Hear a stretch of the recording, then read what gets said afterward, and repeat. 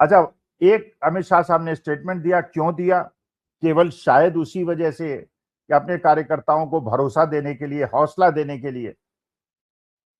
और ये देश के गृह मंत्री को ऐसा स्टेटमेंट नहीं देना चाहिए था, लेकिन उन्होंने कहा कि 4 तारीख को जब ये रिजल्ट आउट होंगे उसके बाद हम बंगाल के अंदर टीएमसी के गुंडों को पेड़ में उल्टा लटका देंगे।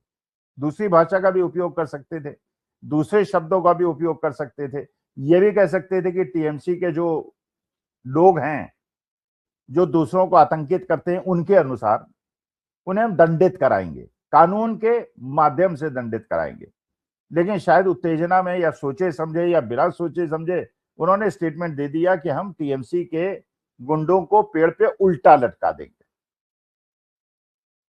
और आप जानते हैं कि कोई भी खता हो, कोई भी जुर्म हो, कोई भी गलती आदमी करे, कानूनी गलती करे, इसकी सजा तो है कि उसको जेल भेज दिया जाए, कुछ महीने के लिए भेज दिया जाए, कुछ साल के लिए भेज दिया जाए, आजीवन कारावास दे दिया जाए, फांसी पे चढ़ा दिया जाए। लेकिन इसका कहीं कोई प्रावधान किसी कानून की पुस्तिका में नहीं है कि किसी व्यक्ति को पेड़ पे उल्टा लटका दिया जाए। अब अमित शाह साहब ने कह दिया,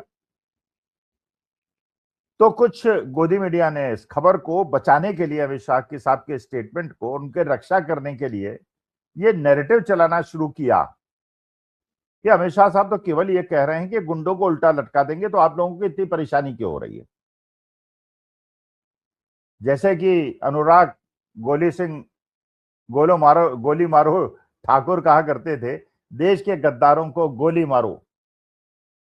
और जब कहते थे कि भाई इस तरह की अव्यवस्था और इस प्रकार की संविधान के विरुद्ध इस तरह की बात क्यों कर रहे हैं, तो उन्होंने कहा भाई देश के गद्दारों के लिए कह रहे हैं ना, साधारण आदमी के लिए नहीं कह रहे हैं। लेकिन वो लॉजिक यहां चला नहीं।